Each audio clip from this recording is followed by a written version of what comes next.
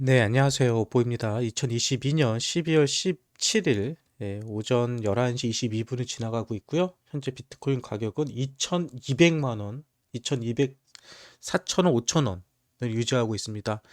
2,200만 원이 깨지려고 하고 있죠. 네, 정말 비트코인 최악의 가격을 유지해주고 있고요. 이전에 전저점도 깨졌죠. 네, 이전에 전저점이 얼마였냐면, 네, 이전에 전저점이 2,150만 원이었네요. 2,140만 원. 아직 거기까지는 깨지진 않았네요. 아무튼 정말 최악의 상황을 보여주고 있습니다.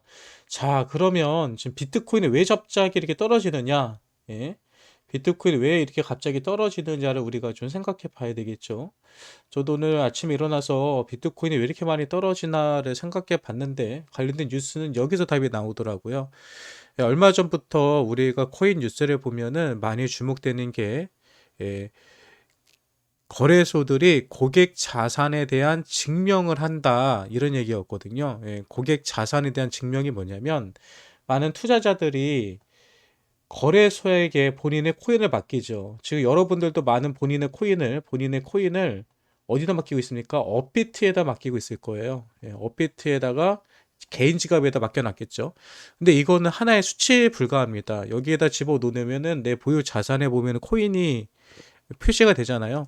근데 그 코인은 실제로 거래소에다 내가 맡겨놓은 수치를 얘기하고 있는 거고요. 그 코인은 거래소에서 다른 곳에다가 어떻게 사용하고 있는지는 우리가 확인할 수가 없는 겁니다. 우리가 은행에다 돈을 맡겼을 때 은행에서도 우리가 맡긴 돈을 가지고 자기네들이 다른 사람한테 대출도 해주고 여러 가지 투자도 해가지고 거기서 수익이 나서 우리에게 약속한 이자를 주고 나머지는 본인들이 이득으로 가져가는 것처럼 거래소들도 우리가 거래소에 맡긴 돈을 가지고 여러 가지 사업들, 여러 가지 비즈니스를 했다는 거죠. 근데 문제는 이렇게 투자했던 비즈니스가 망하거나 문제가 되면 FTX처럼 갑자기 거래소가 무너지고 투자한 입금한 사람들은 돈을 돌려받지 못하는 경우 또 생길 수 있다. 뭐 이런 문제들이 현재 이 큰 이슈가 되고 있거든요.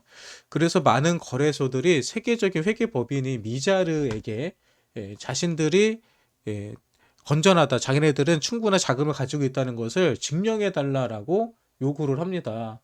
그래서 실제로 그 미자르라는 곳에다가 이 맡겼었는데요. 근데 미자르가 갑자기 회계감사 중단을 선언했습니다. 네. 글로벌 경기 침체 우려에 가상자산 시장의 하락세가 심화되면 비트코인이 17,000달러 아래에서 거래되고 있다. 비트코인은 바이낸스 테더 기준 오전 9시 2분 현재 전일 대비 4.28%가 내린 16,600달러에 거래 중이다. 그리고 이더리움도 8% 이상 하락을 했죠. 일각에서는 전일 글로벌 회계법인 미자리가 아니라 마자르네요. 마자르의 가상자산 거래소 감사 중단 선언이 이 같은 하락세를 이끌었다고 분석한다. 어? 블룸버그 통신에 따르면 마자르는 가상자산 부분의 준비금 증명 보고서 작성과 관련된 활동을 중단한다고 밝혔다.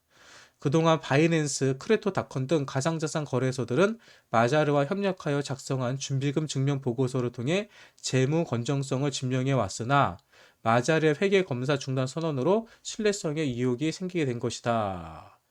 네, 그리고 이렇게 된 이유 중에 하나가 이 마자르에서 쉽게 말해서 이 회사는 현재 안전합니다라고 얘기를 해줬지만 실제적으로는 그거는 거래소에서 의뢰한 거잖아요. 쉽게 말해 돈을 받고 누굴 대신해서 증명을 해주는 거기 때문에 이거는 공정하지 못할 수도 있다는 얘기도 많았고요. 그 대부분의 이 증명성을 근거하는 게 거래소의 지갑이 어느 정도의 코인을 보유하고 있고 이거는 현재 예치받은 자금보다 더 많은 자금을 보유하고 있습니다라는 거잖아요.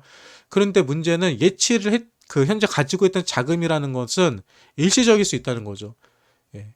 보여줄 때는 딱 보여주고 나서 감사가 끝나면은 그걸 다시 출금해 가도 확인할 수 있는 방법이 없다는 거예요. 그래서 예전에 뭐 거래소들끼리 증거금을 증명하기 위해서 서로 돌려막기 하고 있다. 서로 자금을 빌려주고 스냅샷을 찍어서 사진을 찍어서 증명하고 그리고 다시 돌려받고 뭐 이런 경우가 있지 않을까. 그 최근에 실제로 바이낸스에 많은 자금들이 들어갔었죠. 뭐 테더라든지 갑자기 의미 없는 자금들이 들어갔다 나오고 들어왔다 나오고 뭐 이런 일들이 있었거든요.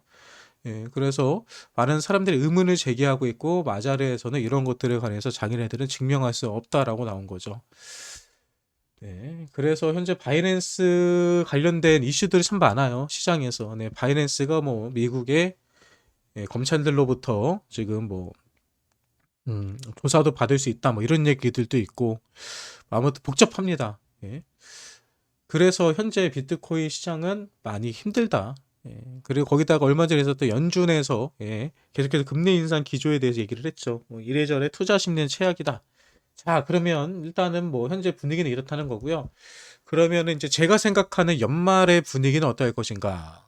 연말에요. 올라갈 거예요.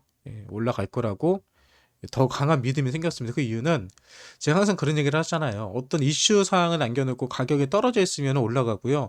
어떤 이슈 사항을 남기고 올라갔을 때는 그때가 떨어진다.